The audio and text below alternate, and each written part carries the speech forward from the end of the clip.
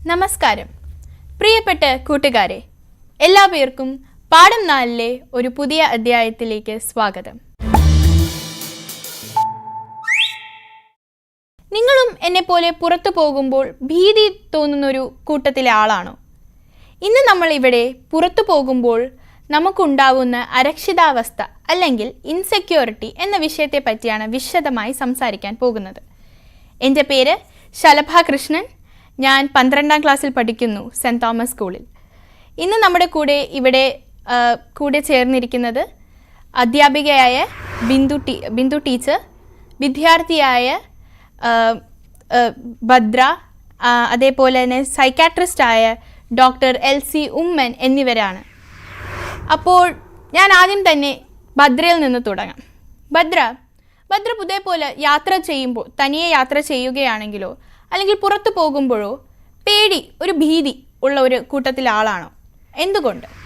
അതെ, എനിക്ക് പേടിയുണ്ടാകുന്ന പല സംഭവങ്ങളും ഉണ്ടായിട്ടുണ്ട്. ഞാൻ സ്ഥിരം ട്യൂഷന് പോകുന്ന കുട്ടിയാണ്. എൻ്റെ ട്യൂഷൻ ക്ലാസ് ഒരു ഇടവഴിയിലാണ് സിറ്റുവേറ്റഡ് ചെയ്തിരിക്കുന്നത്. അവിടെ പോകുന്ന വഴി പലപ്പോഴും വിടുമ്പോൾ ഇരുട്ടാവാറുണ്ട്. അതുവഴി വരുമ്പോൾ എനിക്ക് എപ്പോഴെങ്കിലും ആരെങ്കിലും എൻ്റെ പിറകെ വരുന്നുണ്ടോ എന്ന് എപ്പോഴും തോന്നിക്കൊണ്ടേയിരിക്കും. അവിടെ വന്നാലും റോഡിൽ നിൽക്കുമ്പോഴും ഇരുട്ടായിക്കഴിഞ്ഞാൽ എനിക്ക് നിൽക്കാനൊരു പ്രയാസമാണ്. എനിക്ക് മാത്രമല്ല, പല പെൺകുട്ടികളും എൻ്റെ അടുത്ത് പറയാറുണ്ട്, ട്യൂഷൻ കഴിഞ്ഞ് നിൽക്കുമ്പോൾ ആളുകൾ നോക്കിക്കൊണ്ട് പോവുകയും ചില ആളുകൾ എന്തെങ്കിലും കുഴപ്പമുണ്ടോ എന്ന് ചോദിക്കുക. അത് കുഴപ്പമായിട്ട് അവർ പറയാറില്ല, പക്ഷെ പലരും നോക്കിക്കൊണ്ട് പോകുന്നതിനെ കുറിച്ചൊക്കെ അവർ പറയാറുണ്ട്. അതെ, എൻ്റെ അഭിപ്രായത്തിൽ ഇരുട്ടായിക്കഴിഞ്ഞാൽ പെൺകുട്ടികൾക്ക് ഈ നാട് നല്ലതല്ല അധികം. അപ്പോൾ ഭദ്ര പറയുന്നത് പെണ്ണുങ്ങൾക്ക് സുരക്ഷിതമല്ല ഈ നാട് എന്നുള്ളൊരു വിഷയമാണ്. അപ്പോൾ ഒരു ടീച്ചർ എന്നൊരു നിലയിൽ ഞാൻ ടീച്ചറോട് ചോദിക്കട്ടെ, പലപ്പോഴും സ്കൂളുകളിൽ നമ്മളെ ഇപ്പോൾ പഠിപ്പിച്ച് വരുന്ന ഒരു വിഷയമാണ് ഗുഡ് ടച്ച് ബാഡ് ടച്ച് എന്നൊരു സംഭവം. അപ്പോൾ അത് ശരിക്കും പ്രാക്ടിക്കൽ ലൈഫിൽ നമ്മളെ സഹായിക്കുന്ന ഒരു കോൺസെപ്റ്റ് ആണോ, അതോ എങ്ങനെയാണ്? ടീച്ചറുടെ അഭിപ്രായം പറയുക. ഭദ്ര പറഞ്ഞതിനോട് ഞാൻ ആദ്യത്തെ ചോദ്യം, എന്തുകൊണ്ടൊരു കുട്ടിക്ക് വഴിയിൽ വരുമ്പോൾ പേടി തോന്നുന്നു? അത് ഒരു കുട്ടിയുടെ ഉള്ളിലുള്ള പേടിയല്ലേ?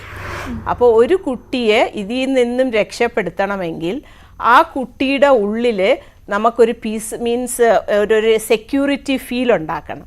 ആ സെക്യൂരിറ്റി ഫീൽ എങ്ങനെ ഉണ്ടാക്കണം? അത് നമ്മൾ വീട്ടിൽ നിന്ന് തുടങ്ങണം. വീട്ടിൽ നിന്ന് ഒരു കുട്ടിക്ക് എന്തൊക്കെയാണ് സെക്യൂരിറ്റി, മീൻസ് ഇമോഷണൽ ഇൻസെക്യൂരിറ്റി എന്നുള്ളതൊരു വലിയ വിഷയമാണ് ഇപ്പോഴത്തെ കുട്ടികൾക്ക്.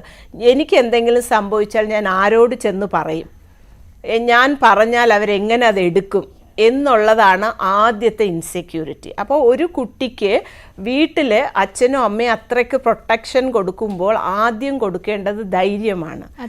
ഞാനുണ്ട് നിൻ്റെ പുറകിൽ, എന്ത് വന്നാലും ഞാൻ നിൻ്റെ കൂടെയുണ്ട്, അത് എന്ത് ചീത്തയായാലും ശരി നല്ലതായാലും ഞാൻ നിൻ്റെ ഒപ്പമാണ് എന്നൊരു തോന്നൽ ഒരു കുട്ടിക്കുണ്ടായാൽ അവൾക്ക് ആ ഭീതി പകുതിയാവുന്നു.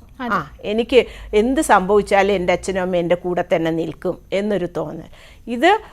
അപ്പോൾ ആ കുട്ടി എന്ത് ചെയ്യും? എന്ത് സംഭവിച്ചാലും വീട്ടിൽ വന്ന് പറയും. ഇത് നമ്മളുടെ ഫാമിലിയിൽ ചുറ്റും ഓരോരുത്തരുടെയും കണ്ണ് നമ്മളുടെ മുന്നിലാണ്. ഇപ്പം ഒരു കുട്ടിക്ക് വീട്ടിൻ്റെ ഉള്ളിൽ തന്നെ മീൻസ് നമ്മളുടെ റിലേറ്റീവ്സിൻ്റെ ഭാഗത്ത് തന്നെ ഒരു ഹറാസ്മെൻ്റ് ഉണ്ടാവുന്നെങ്കിൽ അതിൻ്റെ റീസൺ എന്താണ്? ആ കുട്ടിക്കും അല്ലെങ്കിൽ ആ വരുന്ന ആൾക്കറിയാം ഈ കുട്ടിക്ക് വീട്ടിൽ പ്രൊട്ടക്ഷൻ ഇല്ല അല്ലെങ്കിൽ സെക്യൂരിറ്റി ഇല്ല. അതുകൊണ്ട് തന്നെ ആ ധൈര്യമാണ് അവരെ ഈ കുട്ടിയിലോട്ട് നയിക്കുന്നത്.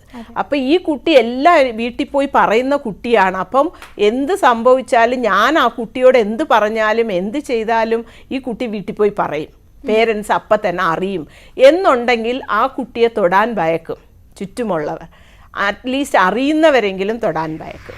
അപ്പോൾ ഞാൻ പക്ഷേ ഒരു ചോദ്യം ചോദിക്കട്ടെ. ഇപ്പോൾ ഒരാൾ അശ്ലീലമായി നമ്മളോട് പെരുമാറുമ്പോൾ പലപ്പോഴും നമ്മൾ സൊസൈറ്റിയെ നോക്കാറുണ്ടല്ലോ. അപ്പോൾ പലപ്പോഴും നമ്മൾ കേൾക്കുന്ന ഒരു വിഷയമാണ് ഒരാളുടെ പ്രായം പരിഗണിക്കണം, അല്ലെങ്കിൽ നമ്മൾ പ്രതികരിച്ച രീതി ശരിയല്ല എന്നുള്ളതൊക്കെ ചിലവർ കേൾക്കുന്ന ഒരു കാര്യമാണ്. അപ്പോൾ ഇതിനെക്കുറിച്ച് ഡോക്ടറിന് എന്താണ് പറയാനുള്ളത്? എന്താണ് ഡോക്ടറിൻ്റെ അഭിപ്രായം? അങ്ങനെ വരുമ്പോൾ എങ്ങനെയാണ് പ്രതികരിക്കേണ്ടത് എന്നുള്ളത്?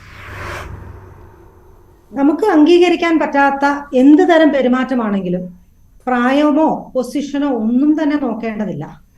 നമ്മൾ പ്രതികരിക്കാൻ പഠിച്ചിരിക്കണം കുട്ടികളെന്നുള്ള നിലയിൽ. കാരണം ഞാൻ പഠനങ്ങളുടെ ഒരു ബാക്കപ്പിലാണ് നിങ്ങളോട് ഈ ഒരു വിവരം പറയുന്നത്. അതായത് കുട്ടികൾക്കുണ്ടാകുന്ന അബ്യൂസ് അത് 90% മേലെയും പരിചയമുള്ള വ്യക്തികളിൽ നിന്നാണ്. അതൊരു പക്ഷേ കുടുംബാംഗങ്ങളിൽ തന്നെ ആവാം, അല്ലെങ്കിൽ അയൽപക്കത്തുള്ളവരാകാം, അല്ലെങ്കിൽ സ്കൂളിൽ കൊണ്ടുപോകുന്നവരാകാം. എന്ത് തന്നെയാണെങ്കിലും ആ കുട്ടികൾക്ക് പരിചയമുള്ള സ്ഥലത്ത് നിന്ന് തന്നെയാണ് 90% കുട്ടികൾക്ക് അബ്യൂസ് ഉണ്ടാകുന്നതെന്നാണ് എല്ലാവിധ പഠനങ്ങളും സൂചിപ്പിക്കുന്നത്. എന്നെ പോലെ ഡോക്ടേഴ്സിന്റെ അടുത്ത് വരുന്ന കേസസും വിളിച്ചു പറയുന്നത് അത് തന്നെയാണ്. ഞാൻ ഈ പറഞ്ഞു വരുന്നത് ഒരു സ്ഥലത്തും കുട്ടികൾ കംഫർട്ടബിൾ അല്ല, സുരക്ഷിതരല്ല എന്നല്ല. നമ്മൾ പഠിച്ചെടുക്കണം. അതായത് എന്തെങ്കിലും ഒരു കാരണവശാൽ എന്തെങ്കിലും ഒരു ഇഷ്യൂസ് വന്നാൽ അതിനെ എങ്ങനെ പ്രതികരിക്കണമെന്നുള്ളത്. എന്തുകൊണ്ട് ഈ പരിചയമുള്ളവർ കുട്ടികളെ ടാർഗറ്റ് ചെയ്യുന്നു, എന്തുകൊണ്ട് അപരിചിതർ ടാർഗറ്റ് ചെയ്യുന്നില്ല, അതും നിങ്ങൾ കുട്ടികൾക്ക് തന്നെ അറിയാം. കാരണം അപരിചിതരാണെന്നുണ്ടെങ്കിൽ നിങ്ങൾ അവരുടെ അടുത്ത് പോകത്തില്ല. അപരിചിതരാണെന്നുണ്ടെങ്കിൽ നിങ്ങൾ എന്തെങ്കിലും ഒരു വ്യത്യാസം തോന്നിയാൽ നിങ്ങൾ അവിടെ നിന്ന് ഓടി രക്ഷപ്പെടാനായിട്ട് നിങ്ങൾക്ക് അറിയാം. അല്ലെ, നിങ്ങൾക്ക് ആ ഒരു ഓട്ടോമാറ്റിക്കലി ആ ഒരു ഇമ്പൾസ് വരും. പക്ഷെ പരിചയമുള്ളവരുടെ ഭാഗത്ത് നിന്നും നിങ്ങൾക്കൊരു മോശം എക്സ്പീരിയൻസ് വരുമെന്ന് നിങ്ങൾ സ്വപ്നത്തിൽ പോലും പ്രതീക്ഷിക്കുന്നില്ല. അതുകൊണ്ട് നിങ്ങൾ അവരുടെ അടുത്ത് കൂടുതൽ കംഫർട്ടബിൾ ആകുന്നു. ആ ഒരു അവസരം അവർ ഉപയോഗിക്കുന്നു എന്നുള്ളതാണ് അതിന്റെ ഒരു വസ്തുത. രണ്ടാമത്തെ കാര്യം, പേരൻസുമായിട്ട് കമ്മ്യൂണിക്കേഷൻ വരുമ്പോൾ പലപ്പോഴും കുട്ടികൾക്ക് പറ്റുന്ന ഒരു അബദ്ധം എന്ന് പറയുന്നത് ഭീഷണിപ്പെടുത്തുകയാണെങ്കിൽ, നിങ്ങൾ ചെന്ന് പറഞ്ഞാൽ അത് ചെയ്ത് കളയും, ഇത് ചെയ്ത് കളയും എന്നുള്ള ഭീഷണി വരുമ്പോൾ ഈ കുട്ടികൾ അതിൽ വിശ്വസിച്ച് പേരൻസിനോട് പലപ്പോഴും കമ്മ്യൂണിക്കേറ്റ് ചെയ്യാതെ ഇരിക്കും. അതും യാതൊരു കാരണവശാലും ഒരു കുട്ടി പോലും അത്തരം ഭീഷണിയിൽ വഴങ്ങി പോകരുത്. കാരണം നിങ്ങൾ എപ്പോഴും മനസ്സിലാക്കണം, എന്ത് തന്നെ പ്രശ്നമാണെങ്കിലും, നിങ്ങളുടെ അച്ഛനാണെങ്കിലും അമ്മയാണെങ്കിലും അധ്യാപകരാണെങ്കിലും നിങ്ങളുടെ ഗവൺമെന്റ് ആണെങ്കിലും ആര് തന്നെയാണ്, ഡോക്ടേഴ്സ് ആണ്, ആര് തന്നെ ആണെങ്കിലും നിങ്ങളോടൊപ്പം നിങ്ങൾക്ക് വേണ്ടിയിട്ട് നിലകൊള്ളുന്ന ഒരു സമൂഹമാണ് നിങ്ങൾക്ക് ചുറ്റുമുള്ളത് എന്നുള്ള ഒരു കോൺഫിഡൻസ് നിങ്ങൾക്ക് ഉണ്ടാകണം. അതുകൊണ്ട് എന്ത് പ്രശ്നം വന്നാലും അതിന് പ്രായം നോക്കണ്ട, പൊസിഷൻ നോക്കേണ്ട, ഒന്നും നോക്കേണ്ട. പറയേണ്ടത് പറയേണ്ടപ്പോൾ പറയണം, പ്രതികരിക്കേണ്ടപ്പോൾ പ്രതികരിക്കണം. അപ്പോൾ തന്നെ പേരൻസിനോട് പറയാനുള്ള ഒരു ഉത്തരവാദിത്വവും നിങ്ങൾ കാണിച്ചിരിക്കണം. പിന്നെ നമുക്ക് ഈ പറഞ്ഞതുപോലെ ഇപ്പൊ ട്യൂഷന് പോകുമ്പോൾ ഒരു ഫിയർ ഉണ്ടാകുന്നു, ഒരു പേടി ഉണ്ടാകുന്നു, ആരോ പുറകിൽ വരുന്നോ. പേടി തന്നെ നമുക്ക് രണ്ടായിട്ട് തരംതിരിക്കാം. ചിലപ്പോൾ ജെനുവിൻ ആയിട്ടുള്ള സാഹചര്യത്തിൽ നമുക്ക് സ്വാഭാവികമായിട്ടും പേടി വരും. ഉദാഹരണത്തിന് ഒരു പാമ്പ് മുറിക്കാത്ത വന്നു നമുക്ക് പേടി വരും, അത് ജെനുവിൻ ആയിട്ടുള്ള ഒരു റീസൺ ആണ്. പക്ഷെ ചില ഘട്ടങ്ങളിൽ ചില കുട്ടികൾക്ക് ഇപ്പോൾ ഒരു സാഹചര്യവും പ്രശ്നം ഇല്ലെങ്കിൽ പോലും ഇതുപോലെ ഭയങ്ങൾ വന്നേക്കാം. അപ്പൊ അങ്ങനെയുള്ള കുട്ടികൾ എന്താ ചെയ്യേണ്ടതെന്ന് വെച്ചാൽ, ചെറുതിലെ മുതലേ തന്നെ കുറേയൊക്കെ സ്വയം പര്യാപ്തത പഠിച്ചെടുക്കണം. അതായത് സെൽഫ് സഫീഷ്യന്റ് ആയിട്ട് പഠിച്ചെടുക്കണം. നമ്മൾ ആരെയും ആശ്രയിക്കാതെ, അച്ഛനെ ആണേലും അമ്മയാണേലും ആരെയും ആശ്രയിക്കാതെ തന്നെത്താനെ സർവൈവ് ചെയ്യാന് കുട്ടികൾ കുഞ്ഞുനാള് മുതലേ പഠിച്ചെടുക്കണം. അപ്പോൾ ചെറിയ ചെറിയ റെസ്പോൺസിബിലിറ്റീസ് ഒക്കെ ഇപ്പൊ പേരൻസ് തരികയാണെന്നുണ്ടെങ്കിൽ അത് ചെയ്യൂ, അല്ലെങ്കിൽ അടുക്കള കാര്യം ചെയ്യൂ, പുറത്തു പോയി സാധനങ്ങൾ വാങ്ങിച്ചുകൊണ്ട് വരൂ.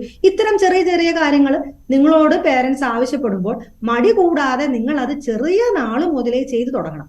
കാരണം ഈ ഭയത്തെ മറികടക്കണമെന്നുണ്ടെങ്കിൽ നമുക്കതൊരു ട്രെയിനിങ് പ്രോസസ്സിലൂടെ ഭയത്തെ മറികടക്കാൻ പറ്റുകയുള്ളൂ. അപ്പോൾ ഭദ്രയോട് ഞാൻ ഇപ്പം ഡോക്ടർ പറഞ്ഞ പോലെ നമ്മൾ പഠിച്ചെടുക്കേണ്ട ഒരു കാര്യമാണ്. എന്ന് വെച്ചാൽ ഇപ്പോഴത്തെ സമൂഹം വളരെ പ്രോഗ്രസിങ് ആയിട്ടുള്ള ഒരു സമൂഹമാണ്. അപ്പോൾ നമ്മൾ ഭയന്നിരുന്നിട്ട് കാര്യമില്ല, അത് പഠിച്ചു തന്നെ എടുക്കണം എന്നുള്ളതാണ് ഡോക്ടറിൻ്റെ അഭിപ്രായം. അപ്പോൾ ഭദ്രയുടെ വീട്ടിൽ എങ്ങനെയായിരുന്നു ഇതേപോലെ വല്ലതും പറഞ്ഞു തന്നിട്ടുണ്ടായിരുന്നു? അപ്പോൾ എന്താ അത് ഭദ്ര ശരിക്കുമുള്ള റിയൽ ലൈഫിൽ അപ്ലൈ ചെയ്യുന്നുണ്ടോ? എന്താണ് ഭദ്രയുടെ കാഴ്ചപ്പാട്? എൻ്റെ വീട്ടിൽ എന്നെ ഇങ്ങനെ പേടിക്കുന്ന എന്നെ സപ്പോർട്ട് ചെയ്യുന്നില്ല, ഇങ്ങനെ പേടിച്ചിരിക്കാനേ എന്നെ സപ്പോർട്ട് ചെയ്യുന്നില്ല. എന്നെ പലയിടത്തും തുറന്നു വിടുകയും അവിടെ പോയി ഇവിടെ പോയെന്ന് പറയുകയും ചെയ്യുന്നത്. പക്ഷെ എൻ്റെ അഭിപ്രായത്തിൽ നമ്മൾ സ്വതന്ത്രരാവണം, നമ്മൾ ശരിക്കും ഭയരഹിതരായിട്ട് ജീവിക്കണം എന്നുണ്ടെങ്കിൽ നമ്മുടെ ചുറ്റുമുള്ള സമൂഹം മാറണം. നമ്മുടെ സമൂഹം ആ ഒരു കണ്ണിലൂടെ പ്രത്യേകിച്ച് പെൺകുട്ടികളെ നോക്കുന്നത് നിർത്തണം. നമ്മൾ മാറിയത് കൊണ്ട് മാത്രം ഗുണമില്ലല്ലോ, സമൂഹം മാറിയില്ലെങ്കിൽ നമ്മൾ മാറിയെന്ന് അവർക്ക് അറിഞ്ഞൂടല്ലോ സമൂഹത്തിന്. അപ്പം അവർക്ക് അവരുടെ ആ ഒരു ഇത് മാറ്റണം എന്നാണ് എൻ്റെ ഒരു അഭിപ്രായം. അപ്പോൾ നമ്മൾ പറയുവാണെങ്കിൽ നമ്മൾ തന്നെ ഓരോരുത്തരും മാറുകയാണെങ്കിൽ ഉറപ്പായും സമൂഹം തന്നെ മാറും എന്നും നമുക്ക് പറയാം. അപ്പോൾ അതുകൂടെ ഞാൻ ടീച്ചറോട് ചോദിക്കട്ടെ, ടീച്ചറുടെ അവിടെ ഇതേപോലെ കുറേ ട്രെയിനിങ് പ്രോഗ്രാംസ് ഒക്കെ കാണുമല്ലോ, ഇപ്പോഴത്തെ സ്കൂളുകളെല്ലാം ഉണ്ടാവും. അപ്പോൾ അത് ശരിക്കും പ്രയോജനമുള്ള ഒരു കാര്യമാണോ? ഈ പറഞ്ഞ പോലെ കുറേ കുട്ടികൾ ഭയത്തോടെ തന്നെ ഇപ്പോഴും കഴിയുന്നു, എന്നാൽ പലരും അങ്ങനെ എന്താ സാധാ രീതിയിൽ തന്നെ പോകുന്നുണ്ട്. അപ്പോൾ എന്താണ് അതിനെക്കുറിച്ച് ടീച്ചറിന് പറയാനുള്ളത്, ഇങ്ങനത്തെ ഒരു പ്രോഗ്രാമിങ്ങും പരിപാടികളും? പ്രോഗ്രാം ഇപ്പം സ്കൂളിൽ തന്നെ നോക്കുകയാണെങ്കിൽ നമ്മൾ അവയർനെസ് ക്ലാസ്സസ് കൊടുക്കും. ഇപ്പോൾ സൈക്കോളജിസ്റ്റിനെ കൊണ്ടുവന്ന് ഗേൾസിന് മാത്രമായിട്ട് സെക്ഷുവൽ അബ്യൂസിനെ കുറിച്ചും ഗുഡ് ടച്ച്, ബാഡ് ടച്ച്, ഇതെല്ലാം കുട്ടികൾ തൊട്ടേ, കൊച്ചു കുട്ടികൾക്ക് അതിൻ്റേതായ ലെവലിൽ, വലിയ കുട്ടികൾക്ക് അതിൻ്റേതായ ലെവലിൽ എല്ലാം നമ്മൾ അവയർനെസ് ക്ലാസ്സസ് കൊടുക്കും ഗേൾസിന് മാത്രമായിട്ട്. കാരണം അവർക്ക് എന്ത് വേണോ ചോദിക്കാം, എന്ത് വേണോ മറുപടി പറയാം എന്നുള്ള ധൈര്യം കിട്ടാൻ വേണ്ടി അവരെ മാത്രം വിളിച്ചു കൊടുക്കും. പക്ഷേ ഇതൊക്കെയാണെങ്കിലും അവരുടെ ഉള്ളിലുള്ള പേടി എന്തുകൊണ്ട് വരുന്നു എന്ന് ചോദിച്ചതിന് ഭദ്ര പറഞ്ഞ ഉത്തരം കേട്ടല്ലോ, സൊസൈറ്റി. അത് തന്നെയാണ് ആദ്യം മാറേണ്ടത്. ഒരു പെൺകുട്ടിയെ എങ്ങനെ ട്രീറ്റ് ചെയ്യണം എന്ന് സൊസൈറ്റി ആദ്യം മനസ്സിലാക്കണം. അപ്പം ആ പെൺകുട്ടിയെ റെസ്പെക്റ്റ് ചെയ്യാൻ തന്നെയാണ് സൊസൈറ്റി. ഓരോ പെൺകുട്ടികൾക്കും ഈക്വൽ റെസ്പെക്റ്റ് കൊടുക്കണം എന്നുള്ളത് സൊസൈറ്റി ആദ്യം മനസ്സിലാക്കണം. സൊസൈറ്റി മനസ്സിലാക്കണമെങ്കിൽ ആൺകുട്ടികളും മനസ്സിലാക്കണം. ആൺകുട്ടികൾ മനസ്സിലാക്കണമെങ്കിൽ നാച്ചുറലി പേരൻസ് മനസ്സിലാക്കണം, ടീച്ചേഴ്സ് പറഞ്ഞു കൊടുക്കണം. പിന്നെ ഇങ്ങനെയുള്ള കുട്ടികൾക്ക് നമുക്ക് പിന്നെ ഗൈഡൻസ് കൊടുക്കും പ്രത്യേകം. അങ്ങനെ പ്രശ്നങ്ങൾ കണ്ടുപിടിക്കുന്ന കുട്ടികൾക്ക് കൊണ്ടുപോയി കൗൺസിലറിൻ്റെ അടുത്ത് കൊണ്ടുപോയി ടിപ്സ്, അതിൽ നിന്ന് രക്ഷപ്പെടാനുള്ള ടിപ്സ് പറഞ്ഞു കൊടുക്കും. ഇങ്ങനെയൊക്കെ നമ്മൾ ഒരുപാട് കാര്യങ്ങൾ ചെയ്യുന്നുണ്ട്. ഒരുപാട് കുട്ടികൾ അങ്ങനെ വരുന്നുമുണ്ട്. കാരണം പേരൻസിനോട് പറയാൻ ധൈര്യമില്ലാതെ ടീച്ചേഴ്സിനെ അപ്രോച്ച് ചെയ്യുന്ന ഒരുപാട് കുട്ടികളുണ്ട്. കാരണം ടീച്ചേഴ്സ് എപ്പോഴും അവരുടെ സെക്കൻഡ് മദർ ആണല്ലോ. അപ്പോൾ അങ്ങനെ വരുന്ന കുട്ടികളെ നമ്മൾ ഒരുപാട് അവരെ പറഞ്ഞ് മനസ്സിലാക്കി അവർക്ക് സൊല്യൂഷൻ കാണാൻ വേണ്ടി അവരോട് ഒരുപാട് സമയം നമ്മൾ സ്പെൻഡ് ചെയ്ത് അവരെ കൗൺസിലറുമായിട്ട് സംസാരിപ്പിച്ച് ഇങ്ങനെ ആ സ്കൂൾ ഒരുപാട് ട്രൈ ചെയ്യുമ്പോഴാണ് ഒരു കുട്ടി അതിൽ നിന്ന് രക്ഷപ്പെടുന്നത്. പക്ഷെ ഇതുപോലെ പറയാൻ പേടിയുള്ള എത്ര കുട്ടികളുണ്ടാവും? ടീച്ചേഴ്സിനോടും പറയാൻ പേടിയുള്ള ഒരുപാട് കുട്ടികൾ ഈ സൊസൈറ്റിയിലുണ്ട്. അപ്പം ഇതെല്ലാം മാറണമെങ്കിൽ ഭദ്ര പറഞ്ഞതുപോലെ ആദ്യം സൊസൈറ്റി മാറണം. സൊസൈറ്റിയിൽ ഒരുപാട് പഠിക്കാനുണ്ട്, ആൾക്കാർ പഠിക്കാനുണ്ട്, പഠിപ്പിക്കാനുമുണ്ട്. അതാണ് എൻ്റെ അഭിപ്രായം. ഇപ്പോൾ ഓരോരുത്തരും ഓരോ ആൾക്കാരും ഇൻഡിവിജ്വലായിട്ട് മാറുമ്പോൾ തനിയെ സൊസൈറ്റി മാറുന്നുണ്ട്. അപ്പോൾ വീട്ടിൽ നിന്ന് തന്നെയല്ലേ ഈ പഠനം തുടങ്ങേണ്ടത് എന്ന് വെച്ചാൽ അത് ആണായാലും പെണ്ണായാലും ആ പെണ്ണുങ്ങൾക്ക് ധൈര്യവും ആണുങ്ങൾക്ക് ആ ഒരു കാഴ്ചപ്പാടും പറഞ്ഞു കൊടുക്കണം എന്നുള്ളതാണല്ലോ അതിൻ്റെ ശരിക്കുമുള്ള വാസ്തുത. അപ്പോൾ ഡോക്ടർ എങ്ങനെയായിരിക്കണം ഒരു വീട്ടിൽ ഇതിനെക്കുറിച്ചുള്ള പഠനം എങ്ങനെ ശരിക്കും പറഞ്ഞു നമ്മൾ എങ്ങനെയാണ് അതിലോട്ട് അപ്രോച്ച് ചെയ്യേണ്ടത് എന്നുള്ളൊരു കാര്യം കൂടെ പറയാമോ? തീർച്ചയായിട്ടും. ഒരു വീട്ടിൽ ഒരിക്കലും ഒരു ജെൻഡർ ഡിസ്ക്രിമിനേഷൻ പാടില്ല. അതായത് ആൺകുട്ടിക്ക് ചെയ്യാൻ ചില ജോലികൾ, എക്സാമ്പിൾ ഇപ്പൊ ബൾബ് മാറ്റിയിടുക, അല്ലെങ്കിൽ പ്ലംബിംഗ് പണി, അല്ലെങ്കിൽ ഇലക്ട്രിക് പണി, ഇതൊക്കെ ആൺകുട്ടികൾക്ക് അസൈൻ ചെയ്യുന്ന ജോലികൾ. പെൺകുട്ടികൾക്ക് പാത്രം കഴുകുക, അല്ലെങ്കിൽ തുണി മടക്കി വിരിക്കുക, അല്ലെങ്കിൽ തുടയ്ക്കുക, തൂക്കുക. അപ്പൊ ഇത്തരം ഡിഫറൻസിയേഷൻ വീടുകളിൽ പാടില്ല. അങ്ങനെ വന്നു കഴിയുമ്പോൾ നിങ്ങൾ കുട്ടികൾ എന്താ പഠിച്ചെടുക്കുന്നത്? പെൺകുട്ടികളാകുമ്പോൾ എപ്പോഴും അടുക്കളപ്പണി ചെയ്തുകൊണ്ടിരിക്കണം, ആൺകുട്ടികളാകുമ്പോൾ പുറമേ ഉള്ള പണി ചെയ്യണം, ഇങ്ങനെയാണ്. അപ്പോൾ ആ ആൺകുട്ടി എന്താണ് പഠിച്ചിരിക്കുന്നത്? എന്റെ ഭാര്യ അല്ലെങ്കിൽ പുറത്തുള്ള ഒരു പെൺകൊച്ച് എപ്പോഴും അടുക്കളയിൽ ചെയ്യാനുള്ള ആളാണ്, എനിക്ക് പുറത്ത് ഇച്ചിരൂടെ മറ്റു ജോലികൾ ചെയ്യാനുള്ളതാണെന്ന് ആ ആൺകുട്ടി പഠിച്ചെടുക്കും. പെൺകുട്ടി എന്താ പഠിച്ചെടുക്കുന്നത്? ഞാൻ എപ്പോഴും റെസിസീവായിട്ട് എപ്പോഴും ഒരു കീഴ്പ്പെട്ട് പോകുന്ന ഒരാളാണെന്ന് ആ പെൺകുട്ടിയും പഠിച്ചെടുക്കും. അപ്പോൾ തീർച്ചയായിട്ടും പഠിപ്പീര് തുടങ്ങേണ്ടത്, ട്രെയിനിങ് സ്റ്റാർട്ട് ചെയ്യേണ്ടത് ഭവനത്തിലാണ്. ഈ ജോലികളുടെ ഡിസ്ക്രിമിനേഷൻ തന്നെ ആദ്യമേ മാറ്റേണ്ടിയിരിക്കുന്നു. പെൺകുട്ടിക്ക് പ്രത്യേക ജോലി, ആൺകുട്ടിക്ക് പ്രത്യേക ജോലി എന്നില്ല. പെൺകുട്ടിയാണെങ്കിലും ആൺകുട്ടിയാണെങ്കിലും ഈ പണികളെല്ലാം തന്നെ ചെയ്യണം എന്നുള്ള ഒരു മെസ്സേജ് വീട്ടിൽ കൊടുക്കാൻ എല്ലാ പേരൻസും ശ്രദ്ധിക്കണം. കുട്ടികളായ നിങ്ങളും ഇത്തരം ജോലികൾ ഒരേപോലെ ഡിവൈഡ് ചെയ്ത് ചെയ്യാനായിട്ട് പഠിക്കണം. രണ്ടാമത്തെ ഒരു കാര്യം എന്ന് പറയുന്നത്, വീട്ടില് അങ്ങോട്ടും ഇങ്ങോട്ടും, അതായത് സംസാരിക്കുമ്പോൾ സ്വാഭാവികമായിട്ടും ചില പേരൻസ് എങ്കിലും പറയാറുണ്ട്, ഇവള് മറ്റൊരു വീട്ടിൽ പോയി ജോലി ചെയ്യേണ്ടവളാണ്, അതുകൊണ്ട് അവിടെ പോയി ഞങ്ങളെ ഇനി പറയിപ്പിക്കരുത്, അതുകൊണ്ട് നിങ്ങൾ വന്ന് അടുക്കള പണി ചെയ്യണം എന്ന് ചില പേരൻസ് എങ്കിലും പറയാറുണ്ട്. അത് നിങ്ങൾക്കും അറിയാമല്ലോ. അപ്പം അങ്ങനത്തെ പറച്ചിലുകളൊക്കെ വീടുകളിൽ ഒഴിവാക്കുന്നത് നല്ലതാണ്. കാരണം മറ്റൊരു വീട്ടിൽ പോയി പണിയാനുള്ള ആളല്ല ആ പെൺകുട്ടി. അപ്പൊ ഇത് കേട്ട് വളരുന്ന ആൺകുട്ടി എന്താ പഠിച്ചെടുക്കുക? പെൺകുട്ടികളെന്ന് പറയുന്നത് നമ്മുടെ വീട്ടിൽ യാതൊരു അവകാശവുമില്ല, അവർ മറ്റുള്ള വീട്ടിൽ പോകേണ്ടതാണ്. അങ്ങനത്തെ ഒരു കാഴ്ചപ്പാട് ആ ആൺകുട്ടിക്കും ഡെവലപ്പ് ചെയ്യും. അപ്പൊ എന്താ അവിടെ വരുന്നത്? പെൺകുട്ടികൾ എന്ന് പറഞ്ഞാൽ സ്വന്തം വീട്ടിൽ സ്ഥാനം പോലും ഇല്ലാത്തവരാണ് എന്നുള്ള നിലയിൽ ആ രണ്ട് കുട്ടികളും, രണ്ട് ജെൻഡറിലുള്ള കുട്ടികളും അങ്ങനെ പഠിച്ചെടുക്കും. അപ്പോൾ ഇത്തരം സംഭാഷണങ്ങളൊന്നും വീട്ടുകളിൽ ഉണ്ടാകാൻ പാടില്ല. ഇത്തരം രീതിയിലെ ജോലിയുടെ ഡിവിഷൻസ് ഒന്നും പാടില്ല. അത് തന്നെയല്ല, റെസ്ട്രിക്ഷൻ വെക്കുമ്പോൾ അതും ഞാൻ കണ്ടിട്ടുള്ളതാണ്. പല കുട്ടികളും പല പെൺകുട്ടികളും വന്ന് പരാതി പറയാറുണ്ട്, വീട്ടിൽ ബ്രദർ അല്ലെങ്കിൽ ചേട്ടൻ വൈകി വരുന്നതിന് വീട്ടിൽ പ്രശ്നമില്ല, പക്ഷെ ഞാൻ വൈകി വന്നാൽ അത് വലിയ പ്രശ്നമാണ്. അപ്പൊ അവിടെയും ഒരു ജെൻഡർ വൈസ് പാടില്ല. ആൺകുട്ടിയാണേലും പെൺകുട്ടിയാണേലും ഒരു പരിധി കഴിഞ്ഞാൽ, ഒരു സമയം കഴിഞ്ഞാൽ നമ്മുടെ സമൂഹത്തിൽ സേഫ് അല്ല പുറത്തു നിൽക്കുന്നത്. അതുകൊണ്ട് റെസ്ട്രിക്ഷൻ രണ്ടുപേർക്കും തുല്യമായിട്ട് ഒരേപോലെ തന്നെ ആയിരിക്കണം. പെൺകുട്ടിക്ക് മാത്രം റെസ്ട്രിക്ഷൻ, ആൺകുട്ടികൾക്ക് ഇച്ചിരൂടെ അയവ്, ആ ഒരു നിലപാടും വീടുകളിൽ വന്നുകൂടാ. അടുത്ത 4ാമത്തെ ഒരു പോയിന്റ് എന്ന് പറയുന്നത്, എപ്പോഴും പെൺകുട്ടിയെ ബഹുമാനിക്കാനും ആൺകുട്ടിയെ ബഹുമാനിക്കാനും അന്യോന്യം ബഹുമാനിക്കാനായിട്ടുള്ള ഒരു ട്രെയിനിങ്ങും വീട്ടിൽ തന്നെ ആരംഭിക്കേണ്ടതാണ്. അതായത് അച്ഛന്റെ അമ്മയുടെയുമാണ് പ്രൈമറിലി ഒരു ഉത്തരവാദിത്വം. ഒരു ആൺകുട്ടി എങ്ങനെയാണ് പെൺകുട്ടിയോട് പെരുമാറേണ്ടത്, എവിടെയാണ് ബൗണ്ടറി കീപ്പ് ചെയ്യേണ്ടത്, ഏതറ്റം വരെ പോകാം, ഏതറ്റം വരെ ആകാം, ഇതൊക്കെ ആൺകുട്ടിയെ പഠിപ്പിച്ചു കൊടുക്കണം. അതുപോലെ തന്നെ പെൺകുട്ടിയെയും പഠിപ്പിച്ചു കൊടുക്കണം. ഏതറ്റം വരെ ഔട്ട്സൈഡർ, അത് ആണാകാം പെണ്ണാകാം, സ്ത്രീയോ പുരുഷനോ ആകാം, ഏതറ്റം വരെ അവർക്ക് നിങ്ങളുടെ ആ ഒരു ബൗണ്ടറിയിൽ കയറാൻ അല്ലെങ്കിൽ പ്രവേശിക്കാൻ അനുവാദമുണ്ട്. ഇപ്പം ഫിസിക്കൽ ടച്ച് ആണെങ്കിൽ പോലും, ശാരീരികമായിട്ടുള്ള ഒരു സ്പർശനമാണെങ്കിൽ പോലും ഏതറ്റം വരെ ആകാം. എപ്പോഴാണ് അത് ശരിയായിട്ടുള്ളതല്ല എന്നുള്ള ഒരു തിരിച്ചറിവ് വരേണ്ടത്, എപ്പോഴാണ് അത് മനസ്സിലാകേണ്ടത്, ഇതൊക്കെയും പേരൻസ് അതിന്റെ ബാലപാഠം തീർച്ചയായിട്ടും പെൺകുട്ടികൾക്കും പഠിപ്പിച്ചു കൊടുക്കേണ്ടതുണ്ട്. ഇങ്ങനെ പരസ്പരം ബഹുമാനിച്ചും പരസ്പരം സ്നേഹിച്ചും പഠിപ്പിച്ചെടുക്കേണ്ട ഒരു ബാധ്യത തീർച്ചയായിട്ടും ആദ്യമേ പേരൻസിന് തന്നെയാണ്. അത് കഴിഞ്ഞിട്ടാണ് ടീച്ചേഴ്സിന്റെ റോള് വരുന്നത്. കാരണം ഒരു 4 വയസ്സാകാതെ കുട്ടികൾ സ്കൂളിൽ വരികയില്ലല്ലോ. അപ്പോൾ ആ ഫസ്റ്റ് 4 വർഷം തന്നെ വളരെയധികം ഇമ്പോർട്ടന്റ് ആണ്. കാരണം ഈ ജെൻഡർ എന്നുള്ളൊരു കൺസെപ്റ്റ് സാധാരണഗതിയിൽ LKG വരുന്നതിന് മുമ്പേ തന്നെ കുട്ടികൾക്കൊക്കെ ഉണ്ടാകുന്നുണ്ട്. ഇതവർ പഠിക്കുന്നത് വീട്ടിൽ നിന്നാണ്. അതുകൊണ്ട് ഇത്തരം ചേഞ്ചസ് ഒക്കെ വീടുകളിൽ വരുത്തേണ്ടത് വളരെയധികം അത്യാവശ്യമാണ്. അപ്പോൾ ഭദ്ര ഇതുപോലെ വല്ലതും കേട്ടിട്ടുണ്ടോ, ഈ ആണുങ്ങളും പെണ്ണുങ്ങളും തമ്മിലുള്ള ഒരു ഡിഫറൻസിയേഷൻ? നീ പുറത്ത് പോകാൻ പാടില്ല, എന്നാൽ ചിലവർക്ക് കുഴപ്പമില്ല, അങ്ങനെ അത് സ്കൂളിലായാലും അത് വീട്ടിലായാലും അങ്ങനെ വല്ലതും കേട്ടിട്ടുണ്ടോ? ഒരു അനുഭവം പങ്കിടാമോ? അതെ, കേട്ടിട്ടുണ്ട്. എൻ്റെ കുടുംബത്തിൽ അങ്ങനെ ഇതുവരെ ഇല്ല. പക്ഷേ പലരും പറയാറുണ്ട്, അവർക്ക് ചേട്ടന്മാരും ചേച്ചിമാരും ഉള്ളവർ പറയാറുണ്ട്, ഒന്നുകിൽ എൻ്റെ ചേട്ടൻ രാത്രി വരുമ്പോൾ രണ്ടുപേരും ഒരുമിച്ചായിരിക്കും പോകുന്നത്. പക്ഷേ ചേട്ടൻ വൈകി വന്നാലും ചേട്ടൻ അനിയത്തിയുടെ അടുത്ത് നേരെ വീട്ടിൽ കയറിക്കോളാൻ പറയും. പക്ഷേ എന്താ പറയുക, ചേട്ടൻ പിന്നീടാണ് വരുന്നത്, 10 മണിക്കും 10:00 ഒക്കെ ആയിരിക്കും കയറി വരുന്നത്. പക്ഷേ അതേസമയം അനിയത്തിയും ചേട്ടനും ഒരുമിച്ച് വന്നാലും അനിയത്തിക്ക് വഴക്ക് കിട്ടുകയും നീ എന്തിനാ നേരത്തെ കയറാത്തതെന്ന് ചോദിക്കുന്ന പല സിറ്റുവേഷൻസും ഉണ്ടായിട്ടുണ്ട്.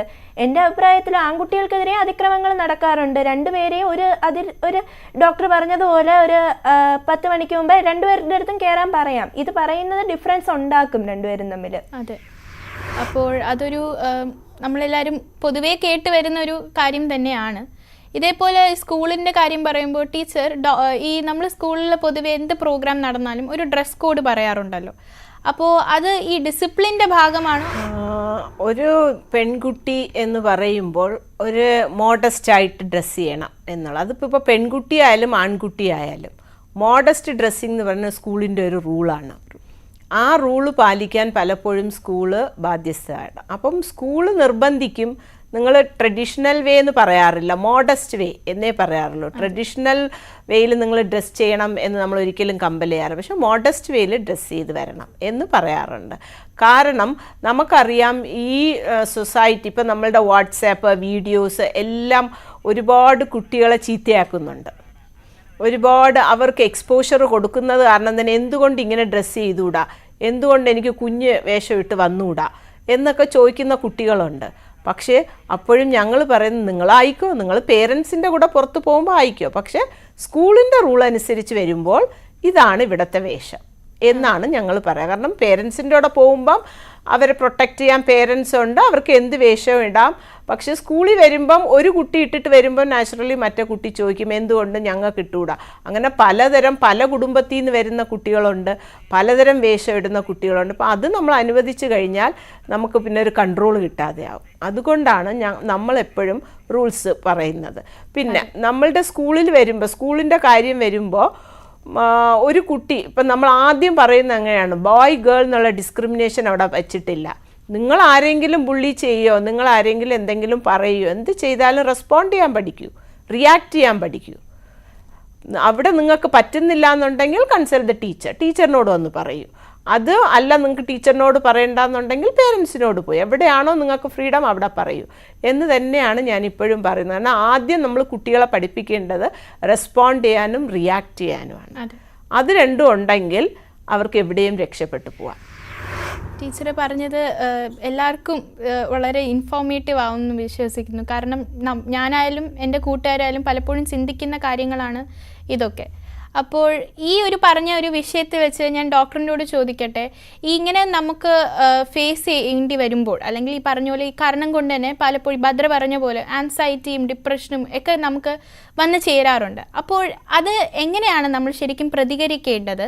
അങ്ങനെ പ്രതികരിക്കുമ്പോഴും നമ്മൾ എങ്ങനെയാണ് സെൽഫ് കൺട്രോൾ ചെയ്യേണ്ടത് എന്നൊരു വിഷയത്തെക്കുറിച്ച് ഡോക്ടറിൻ്റെ അഭിപ്രായം എന്താണ്?